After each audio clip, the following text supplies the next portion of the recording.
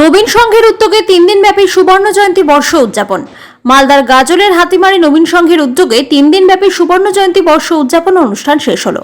রবিবার রাত্রিতে জাঁকজমকপূর্ণভাবে বিভিন্ন সাংস্কৃতিক অনুষ্ঠান হয় ও তাদের নবীন সংঘে মন মাতানো কার দোষ একটি নাটক পরিবেশন করেন। এখানে উপস্থিত ছিলেন গাজল 2 নম্বর প্রধান উর্মিলা রাজবংশী, স্থানীয় গ্রাম পঞ্চায়েত সদস্য গোবর্ধন মণ্ডল, নবীন সংঘের সভাপতি সঞ্জীব তালুকদার, সহসভাপতি তরুণ কুমার ঘোষ, নারায়ণ মণ্ডল, স্বাধীন দাস, অখিল নন্দী সহ অন্যান্যরা। রবিবার রাত্রি 10টায় তাদের অনুষ্ঠান অনুষ্ঠিত হয়।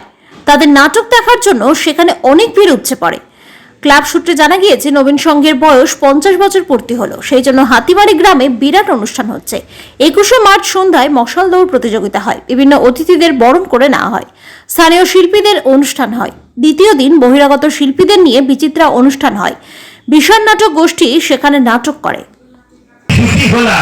কিন্তু অমন টাকার দরকার হবে না। কি মনে হচ্ছে বলো তো?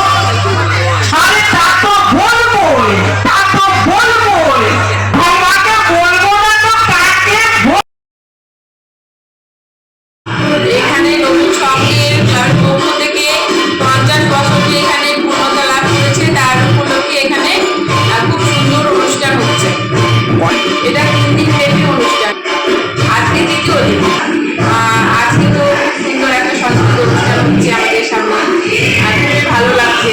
এবং 3 দিন ধরে প্রথম দিনও এসেছিলাম আমরা, সেদিন তো এত সুন্দর প্রোগ্রাম, যেখানে যারা স্বর্গীয় চলে গেছেন এই ক্লাবের সদস্যরা তাদের পরিবারের সদস্যদের এত সুন্দরভাবে একটা সামরিক পত্র তুলে দিয়েছেন তাদের হাতে, এবং তাদের এই যে একটা সম্মান, এটা আমার খুবই ভালো লেগেছে। আমি বিগত বহু ক্লাবে গেছি, কিন্তু এরকম নবীন সংঘে যে এত সুন্দর একটা উদ্যোগটা নিয়েছে, এখানকার আমি সভাপতি এবং সম্পাদককে জানাই অনেক অনেক ধন্যবাদ।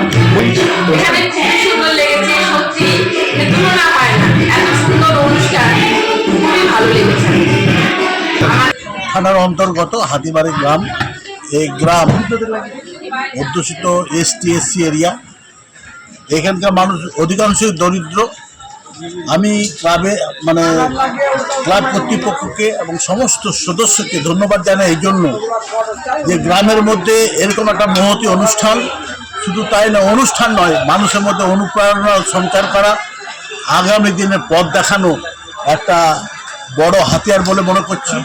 আর ক্লাবের সবাইকে আমি এই বলে আরও ধন্যবাদ দিতে চাই যে এরকম যেন ঐতিহ্যবাহী অনুষ্ঠান হতে থাকে।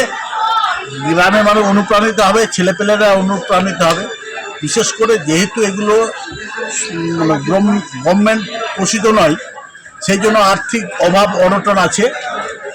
আমি পঞ্চায়েত হিসাবে একটু বলছি, আমার এমন কোনো কোষাগার নেই বা ফান্ড নেই যে কিছু দিয়ে সাহায্য করব, ইচ্ছা থাকলে উপায় নেই। তবে আমি একটু বলবো যে আপনাদের মাধ্যমে, মিডিয়ার মাধ্যমে যদি এটা ঊর্ধ্বতন কর্তৃপক্ষ বা আরও যারা এইসব সাংস্কৃতিক মোদী মানুষ, তাদের প্রাণে যদি প্রাণ উদযাপিত হয়, গ্রামটাকে আরও ভালো করা যায়, তাহলে আমি মনে করি যে ধন্যবাদ সফল হবে।